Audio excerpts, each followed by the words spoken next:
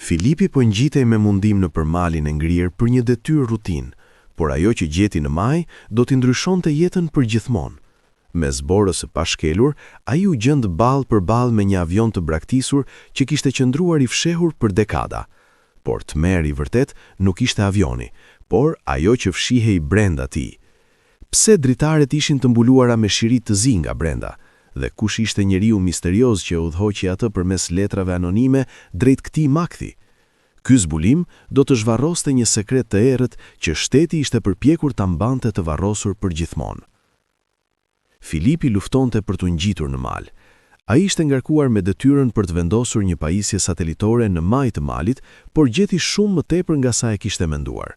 Kur arriti në maj, ai shikoi drejt në një avion të braktisur. Ai e kuptoi se kjo duhej të kishte qenë këtu për dekada. Si mund të kalonte diçka aq e madhe pa u vënë re për aq kohë? Ai duhej ta dinte se çfarë po fshihte ky avion brenda. Por ai duhej ta kishte lënë rehat. Para se të fillojmë, shtypni butonin like dhe sigurohuni të bëni subscribe nëse nuk e keni bërë dhe goditni atë zilën e njoftimeve në mënyrë që të mos humbisni asnjë histori të re. Filipi hezitonte për vendimin nëse duhej të hynte i vetëm apo jo. Ai nuk shihte asnjë mënyrë të sigurt për të hyrë brenda avionit. Nëse do të lëndohej, askush nuk do ta merrte vesh që ai ishte zhdukur. Temperaturat po binin shpejt dhe Filipi nuk mund t'i ndjente më duart e tij nga i ftohti. Ai duhej të kërkonte ndihmë. Kjo ishte diçka shumë e madhe që Filipi ta hulumtonte i vetëm, kështu që ai u dha sinjal dy kolegëve të tij me një pistolet sinjalizuese dhe ata fluturuan menjëherë me helikopter. Askush nuk kishte parë kur diçka të tillë më parë, dhe së bashku vendosën të tentonin të hynin brenda avionit, por askush nuk ishte i përgatitur për atë që do të shihnin. Filipi ishte personi i parë që hapi hapësirën brenda avionit. Goja e tij mbeti hapur menjëherë. Si është e mundur që askush nuk dinte për këtë? Por çfarë gjetën ata brenda avionit që ishte aq e rëndësishme? Përgjigja së shpejti do të zbulohej, por kjo i kujtoi Filipit momentin kur mori një letër anonime kriptike në shtëpi disa ditë më parë. Pa paralajmërim, ai u thirr në stacionin e kërkimit përpara se të zbulonte avionin. A ishte kjo e lidhur në ndonjë mënyrë? Ai kishte lënë pas të gjithë miqtë dhe familjen e tij për këtë projekt misterioz dhe udhëdoi drejt një shteti të panjohur. Dikush nga qyteti i kishte dërguar atë letër për një arsye. Ai ishte i zgjedhuri, siç do ta përshkruante ai veten, dhe ishte i vendosur të kthente çdo gur përmbys për këtë projekt. Ai arriti në qytet disa ditë pasi kishte marrë letrën. Ishte një qytet shumë i vjetër dhe i zbrazët. Kishte vetëm një supermarket dhe rrugët dukeshin të braktisura. Filipi filloi kërkimin e tij duke trokitur nëpër porta dhe pyetur njerëzit për legjendën, por njerëzit nuk e pritën me krah të hapur. Ai kishte trokitur në pothuajse çdo derë kur sha një plak që ecte rrugëve. Filipi vrapoi drejt burrit dhe e pyeti nëse mund t'i tregonte diçka për legjendën urbane. Burri hezitoi, por më pas i tha Filipit: "Eja te kali i vjetër pas një ore." Filipi ra dakord, pa u ditur se çfarë ishte kali i vjetër. Doli se kali i vjetër ishte një kafene e vogël në qendër të qytetit. Kur Filipi hyri në kafene, sha se burri kishte mbërritur. Filipi u ul përpara tij dhe vendosi bllokun e shënimeve mbi tavolinë. Burri qëndroi në heshtje për pak kohë, por më pas filloi të fliste. Legjenda thot si më poshtë: "Na ishte reher një avion me numrin 66 që supozohej të fluturonte drejt Japonisë. Askush nuk dinte kush ishte në avion apo çfarë po transportonte. Dhe sapo avioni u ngrit, ai doli nga radari." Disa thonë se ishte një stuhi e tmerrshme, por shkencëtarët e hodhën atë teori. Deri më tani, askush nuk e din se çfarë ndodhi me atë avion. Filipi e shikon burrin me mosbesim. Burri nga ana tjetër e shikonte me ftohtësi. Ai donte të bënte më shumë pyetje, por burri u ngrit dhe doli nga kafeneja. Kishte mbetur vetëm një gjë të ndodhte, dhe Filipi nuk ishte plotësisht i lumtur për këtë. E vetmja gjë që Filipi mund të bënte tani ishte të niste kërkimin e tij. Por së pari, duhej të kuptonte cilën rrugë mund të kishte ndjekur avioni dhe ta ndiqte atë rrugë. Por si ta kuptonte këtë? Pastaj, papritur, i vjen një ide. Punonjësit e aeroportit lokal duhej të dinin diçka për zhdukjen e avionit. Së pari, ai filloi në aeroportin e Alaskës, por shpejt e kuptoi se duhet të ishte një aeroport tjetër, sepse askush nuk dinte për avionin 66. Kështu që Filipi duhej të fillonte të mendonte jashtë kornizës. Kur Filipi erdhi në shtëpi nga aeroporti, sha një shënim të vogël të ngjitur në derën e tij. Ai e pyeste veten nga ku mund të ishte, por asnjë emër dhe asnjë vul nuk kishte në shënim, kështu që duhej të ishte dorëzuar personalisht. Ai e heq letrën nga dera dhe ulet në tavolinën e kuzhinës. Filipi e hapi letrën dhe menjëherë e njohi shkrimhandjen. Ishte i njëjti person nga cili ishte letra anonime, por këtë herë kishte vetëm një fjali. Filipi e rilexoi 3 herë në mënyrë që ta përthithte plotësisht. Shko në anën e djathtë të qytetit dhe ec përgjath shtetit të malit. Gjej Teon. Filipi pyeste veten se kush ishte ky person që vazhdonte t'i dërgonte shënime dhe letra. Dhe kush ishte ky Teo? Por ai e dinte se çfarë duhej të bënte tani. Filipi paketoi çantën e tij dhe filloi udhëtimin e tij nëpër qytetin e braktisur. Fshati dukej si një qytet fantazëm. Asnjë dritë nuk shkëlqente në shtëpi dhe askush tjetër nuk ishte në rrugë. Kur arriti në shtegun e malit, vuri re diçka çuditshme. Kishte një tabelë ku shkruhej: zonë kufizuar, ndalohet hyrja. Por kjo nuk e trëmbi Filipin, dhe ai filloi të ecte. Ishte një shteg i vështirë sepse kishte shumë gur të lëvizshëm dhe pellgje të ngrira, por ai arriti të mbërrinte në destinacionin e tij të parë. Ai pa një kasolle të vogël në distancë. Ai duhet jetë Teo, mendoi ai dhe filloi të ecte pak më shpejt. Një stuhi po drejtohej drejt tij, kështu që ai duhet të arrinte në kasolle pikërisht në kohë. Por pastaj ndodhi diçka që ai nuk e priste. Për habin e tij, askush nuk ishte në shtëpi. Ai goditi derën teksa era filloi të forcohej. Ai duhet të gjente një mënyrë për të hyrë brenda ose nuk do të ishte kurrë në gjendje të vazhdonte kërkimin e tij të nesërmen. Pastaj ndodhi diçka e papritur.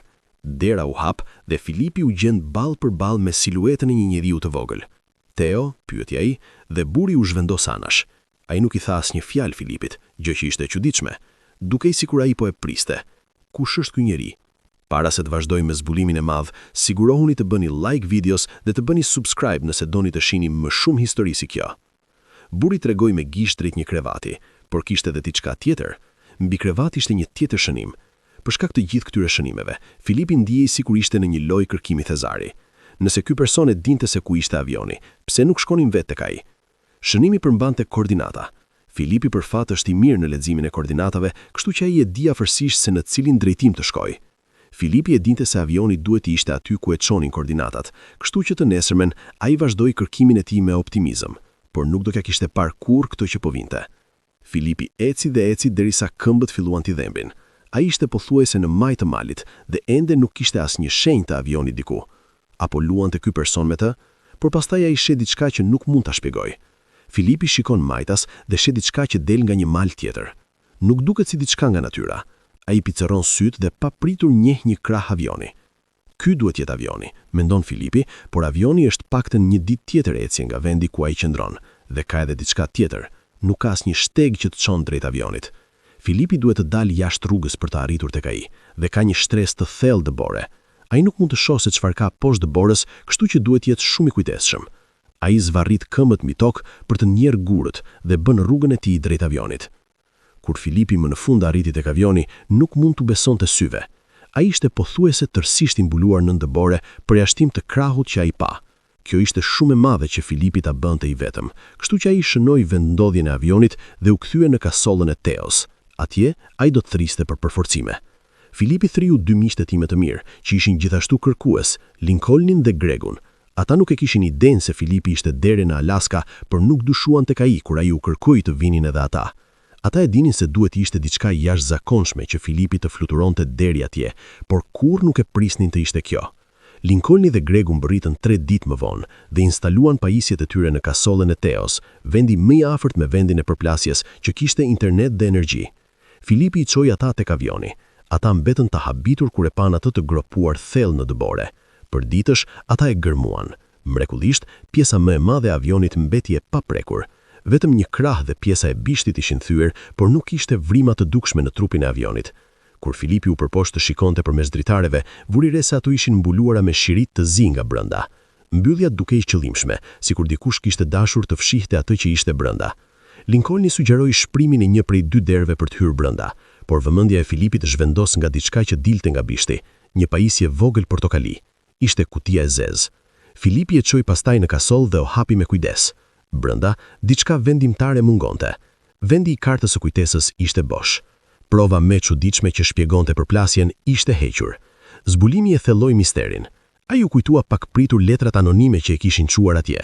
po nëse dërguesi kishte marrë kartën e kujtesës, po nëse ata kishin nevojë që ai të hapte avionin për diçka për qëllim të fshehur. Mendimi e shqetësoi ata, por ai e shtyu mnjan. Kur Lincolni dhe Gregu e pyetën se si kishte ditur për avionin dhe pse autoritetet nuk ishin përfshirë, Filipi më në fund zbuloi ekzistencën e letrave.